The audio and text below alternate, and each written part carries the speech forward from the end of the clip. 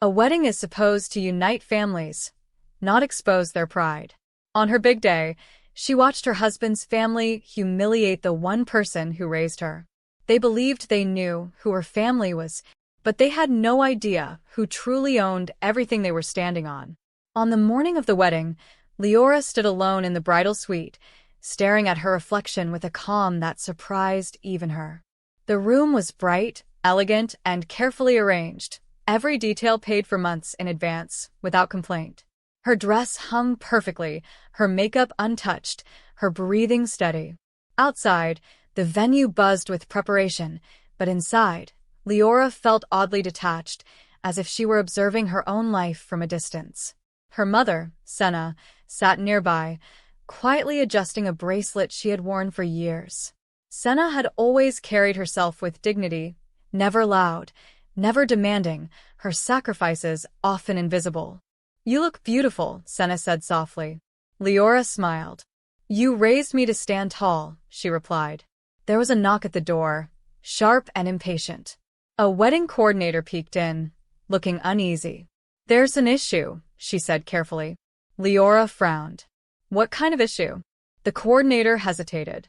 "Your husband's family would like to speak with your mother." Senna stood calmly. "I'll go," she said, smoothing her dress. Leora watched her leave, a quiet unease forming in her chest. She didn't know yet that this moment, this small interruption, would fracture the illusion of unity everyone had been pretending to share. Outside the suite, Senna was met not with courtesy, but with cold appraisal. Her son-in-law's aunt spoke first, her tone sharp and dismissive. "You shouldn't be sitting in the front row," she said. Senna blinked. "I'm the bride's mother," she replied calmly. The woman scoffed. "This is a prestigious family event. We've decided to keep things appropriate." Another relative stepped forward. "Your presence may embarrass some of our guests," he added. Senna stood still, absorbing the words without flinching. "Embarrass them how?" she asked quietly. The aunt folded her arms. "Let's not pretend," she said. "We know where you come from." Senna felt the sting, but she didn't react. She had endured worse in silence before. "Please leave the ceremony area," the woman concluded. "Security has been informed." Senna looked toward the doors leading to the hall, where her daughter was preparing to walk down the aisle. For a moment, she considered pushing back. Then she exhaled slowly. "I won't cause a scene," she said. "But my daughter will hear about this." The relatives exchanged amused looks. "She married into our family," one said. "She'll understand." Senna turned and walked away, her step steady, her dignity intact, unaware that the people dismissing her were standing on property her family legally owned. Inside the suite, Leora felt the shift before she saw it. The silence stretched too long. When Senna returned, her face was composed, but her eyes carried something heavy. "Mama?" Leora asked. Senna hesitated. "They don't want me at the ceremony," she said plainly. Leora stared. "What?" Senna placed her hands gently on her daughter's arms. "They said I would embarrass their guests." Leora's breath caught. Anger rose, sharp and immediate, but beneath it was something colder, recognition. She had sensed this arrogance before, disguised as politeness. "Who said this?" Leora demanded. Senna shook her head. "This is your day," she said. "Don't let it be ruined." Leora stepped back, her expression hardening. "They already ruined it," she said quietly. At that moment, her husband, Cairo, entered the room, smiling nervously. "Is everything okay?" he asked. Leora looked at him directly. "Your family just threw my mother out of our wedding." Cairo froze. "What?" Leora didn't soften her tone. "They said she wasn't suitable to sit with them." Cairo swallowed. "They didn't mean—" Leora cut him off. "Did you know?" Cairo looked away. The answer was written all over his silence. The ceremony proceeded, but something fundamental had changed. Leora walked down the aisle with her head high, but her heart was steady, calculating. The guests admired the venue, the manicured gardens, the architectural elegance, the flawless service, never questioning who truly owned it. Cairo's family sat proudly in the front, whispering approving comments about the setting. One of his uncles leaned back and said smugly, "We chose well." Leora heard it and said nothing. During the vows, she spoke clearly, her voice unwavering. She wasn't lying, but she was no longer naive. When the officiant declared them married, applause filled the space. Cameras flashed. Champagne flowed. Senna stood quietly at the edge of the grounds, watching from a distance, unseen by most. When the reception began, Leora finally made her move. She took the microphone gently, smiling. "Before we continue," she said, "I'd like to acknowledge something important." The room quieted. "This venue holds special meaning to my family," she continued. Some guests nodded politely. "In fact," she said, pausing deliberately, "it has belonged to my mother's family for over 15 years. A ripple passed through the crowd. Cairo stiffened. Leora's eyes found his family. "Which makes it interesting," she added calmly, "that my mother was asked to leave her own property today." Silence fell like a curtain. Faces drained of color. One aunt laughed nervously. "That's not funny," she said. Leora met her gaze. "I'm not joking."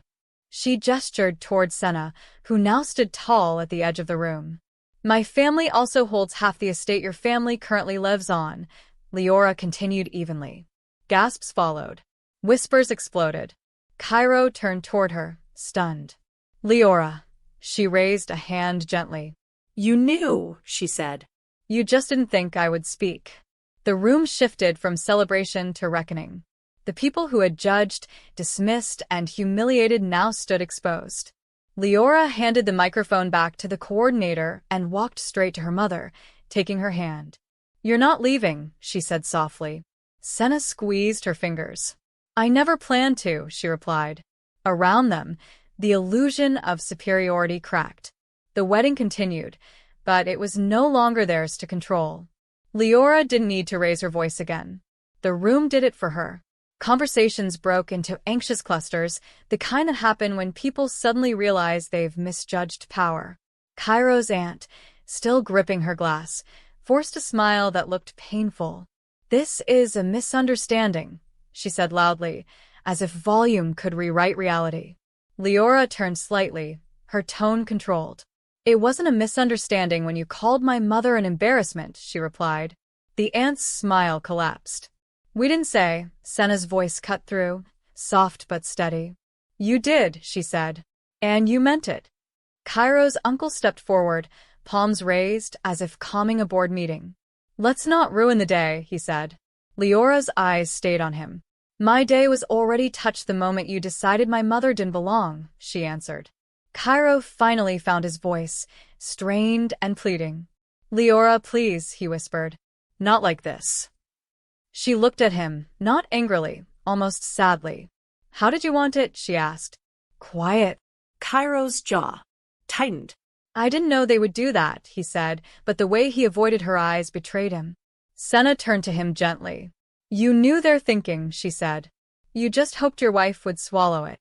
Behind them, the wedding coordinator hovered, panicked. Leora signaled her with a small nod. "Continue the program," she said calmly. "No one is stopping the wedding. We're stopping the disrespect." The coordinator swallowed, relieved to have direction. Meanwhile, guests, especially those from Cairo's side, began calculating what the new truth meant. Some leaned towards Senna with sudden politeness. "Madam, we didn't realize," one guest began. Senna lifted a hand gently. "You didn't realize because you didn't ask," she said. "You assumed." And in that word, assumed, the entire room heard the real accusation. Cairo pulled Leora aside near the floral archway, away from the main crowd, but not far enough to hide. His face was pale, his voice low. "Why didn't you tell me you were going to say that?" he demanded. Leora blinked. "Why didn't you tell me your family was planning to throw my mother out?" she asked back. He hesitated, then tried a different angle. "This is humiliating," he said sharply. Leora's expression hardened. "For who?" she asked. "For you." Cairo exhaled, frustrated. "For everyone," he replied. Leora's voice stayed even. "My mother was humiliated first," she said. "You're just feeling the echo." Cairo looked away, jaw clenched. You made them look like criminals, he muttered. They were only trying to protect the image. Leora's eyes narrowed. So you admit it, she said quietly. This is about image. Cairo's shoulders dropped slightly, as if the truth had slipped out before he could catch it. I was trying to keep peace, he insisted. Leora nodded slowly. Peace doesn't mean silence, she said. Peace means fairness. Cairo's mother approached, posture stiff, face tight with forced control. Leora, she said, voice sweet but strained. You are part of this family now. You shouldn't embarrass us. Leora turned fully toward her. I'm part of a family that just got insulted in public, she answered. And I won't be part of any family that demands my mother shrink to make you comfortable. Cairo's mother inhaled sharply. So, you'll choose her over us? Leora didn't flinch. I will choose dignity over arrogance, she replied. Senna stepped closer, placing a gentle hand on Leora's shoulder. Let them speak, Senna said softly. They are showing her who they are. That sentence struck Cairo harder than shouting would have. He stared at Senna as if seeing her for the first time, not as a poor woman, but as a woman who had raised someone too strong to be controlled by shame. While the guests returned to cautious celebration, the real negotiations began in whispers. Cairo's uncle cornered the wedding coordinator near the service entrance. Who exactly owns this venue? He asked, trying to sound casual. The coordinator, unsure what to say, glanced at Leora. Leora walked over with Senna beside her, calm as a lawyer. It's owned by a holding company, Leora explained, tone professional. My mother is the primary shareholder. The uncle blinked. But we paid. Leora smiled faintly. You paid the invoice, she corrected. To the company my mother owns. The uncle's face tightened. This isn't the time, he said. We should talk privately. Leora nodded. We can, she replied. After the ceremony. Today is about respect. Cairo's cousin, who had laughed earlier, approached Senna with sudden softness. Auntie, forgive us, she said quickly. Senna didn't react with drama. She simply looked at her. Do you mean it? She asked. Or, are you afraid? The cousin opened her mouth, then closed it. The answer was obvious. Near the bar, Cairo's mother spoke urgently to her husband. We need to fix this, she hissed. If she really owns, her husband raised a hand. Keep your voice down, he warned. People are watching. That was the irony. Now they cared about watching. Leora heard fragments as she passed. Estate papers, property lines, shared ownership. She realized, with a strange calm, that Cairo's family had lived for years on the assumption that they were the higher side of the marriage. They had treated her mother like an accessory because they believed money and class only flowed one direction. The truth was, Senna had never needed their approval. She had simply never announced her position. Leora leaned towards Senna and whispered, Are you okay? Senna's lips curved slightly. I'm fine, she said. I'm watching you. Leora swallowed. Did you want me to stop? Senna shook her head once. No, she said. I wanted you to stand. And Leora understood. This wasn't just a wedding scandal. It was a generational correction. Later, when the first dance ended and guests moved toward dinner, Cairo finally asked for a private conversation, this time with Senna present. They sat in a quiet lounge room within the venue, away from music. Cairo looked uneasy, his hands clasped tightly. Senna, he began, forcing respect into his voice, I didn't intend for you to be disrespected. Senna's gaze remained steady. Intent doesn't erase impact, she replied. Cairo nodded reluctantly. I know, he said. Then he turned to Leora. Did you really know about the estate? He asked. Leora's expression didn't change. I knew the legal structure, she said.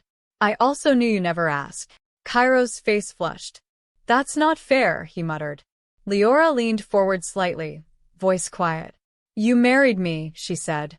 But you kept me outside your family's real thinking. You let them treat my mother like she was nothing.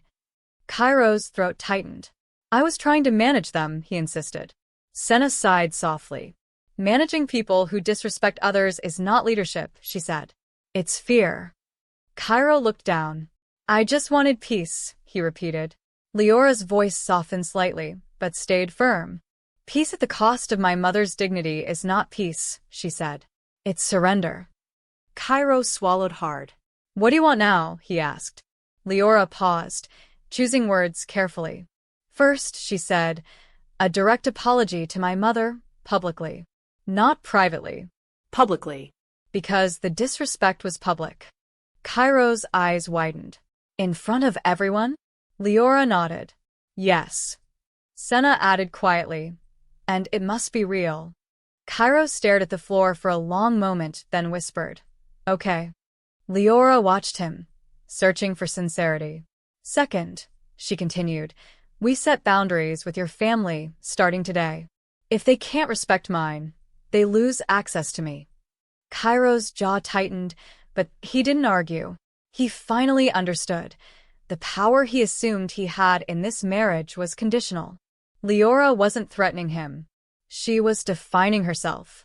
When they returned to the reception hall, the atmosphere had shifted into cautious politeness. People smiled, but their eyes watched every movement like spectators waiting for the next scene. Leora didn't rush. She moved with deliberate calm. Cairo approached the microphone, hands trembling slightly. Everyone, he said, clearing his throat. I need to say something. The room quieted fast. Cairo glanced at Leora, then at Senna. Today, he began, my family acted in a way that was wrong. A gasp rippled. Cairo swallowed and continued, voice steadier now. Senna, I'm sorry. You were disrespected in a place where you should have been honored. Senna stood, her posture dignified. She didn't smile. She didn't look pleased. She simply nodded once, accepting the apology as a beginning, not a conclusion. Cairo's mother looked furious, but she didn't interrupt. She couldn't. The room had turned. Leora stepped forward and took Senna's hand. My mother belongs beside me, she said softly, loud enough to carry. And anyone who cannot respect that does not belong close to my life. The words were not shouted. They were final. Guests murmured again, but this time, the murmurs were different. Less judgment, more realization. Leora could feel the pressure of being watched, but she didn't crumble under it. She had done what she came to do.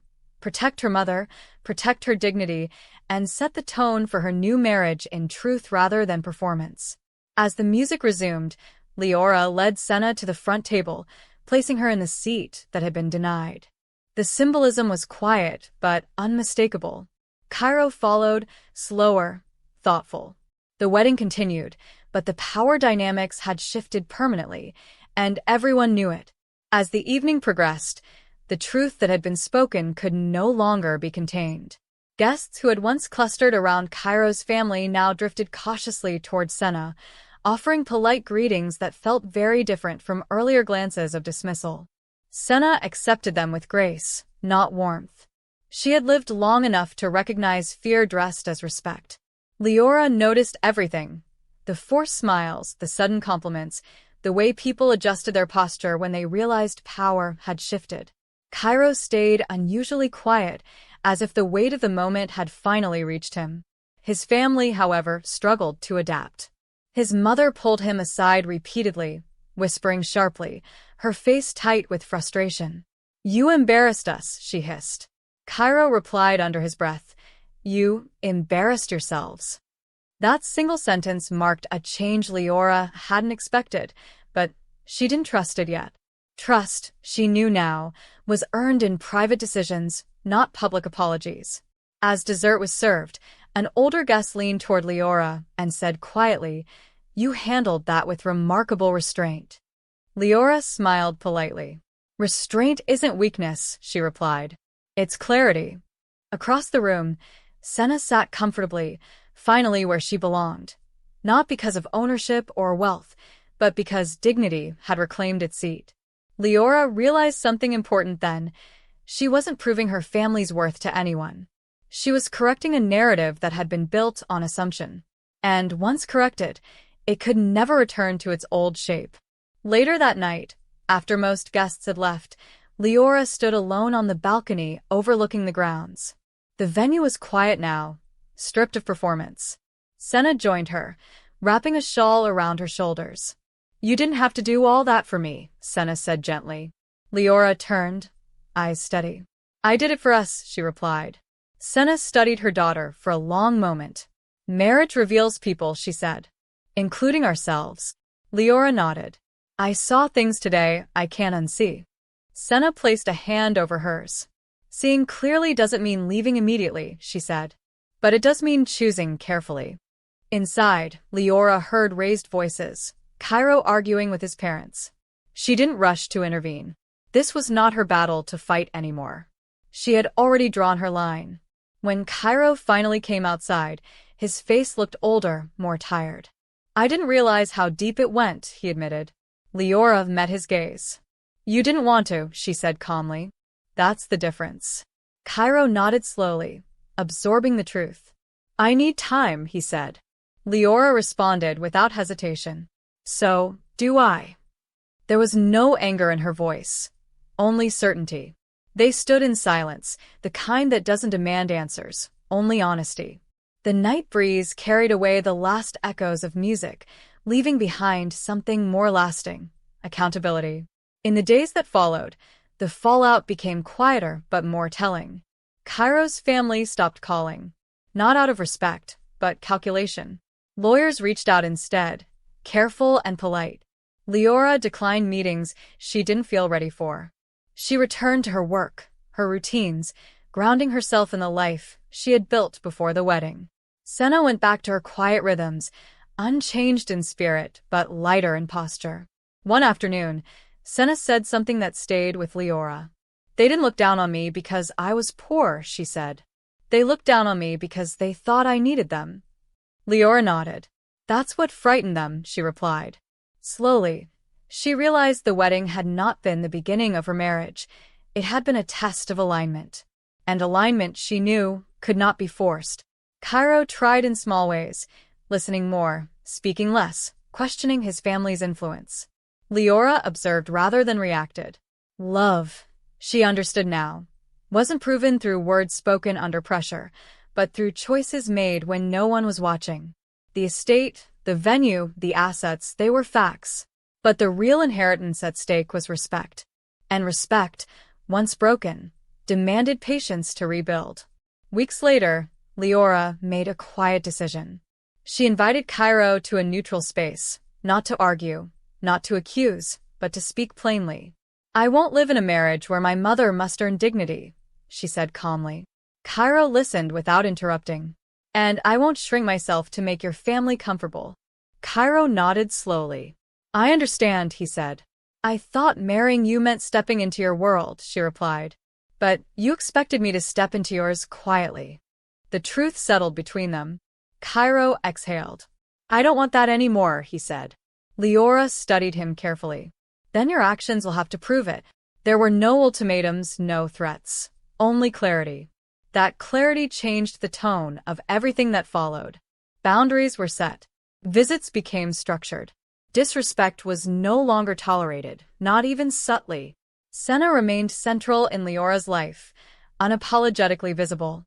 And for the first time, Leora felt that her marriage, whatever direction it would ultimately take, was being shaped by truth rather than expectation. Looking back, Leora understood that the wedding had given her something more valuable than celebration. It had given her sight. Her husband's family had revealed who they were when they believed power belonged solely to them. And in that revelation, Leora had learned who she was as well. She was not someone who would protect peace by swallowing injustice. She was not someone who would trade dignity for acceptance. The venue, the estate, the wealth, all of it mattered far less than the moment she chose to stand beside her mother without apology. The shock her husband's family felt was never about ownership. It was about realizing they had misjudged the woman who married into their lives. Leora didn't walk away angry. She walked forward informed, and that knowledge, quiet, firm, and irreversible, became the foundation of every decision she made from that day on. And please don't forget to tap the bell so every new folktale reaches you first. Tell us in the comments what you think about the story. And tell us where you're watching from. Please like, comment, subscribe, and share this beautiful story with friends, family, and loved ones so they too can remember.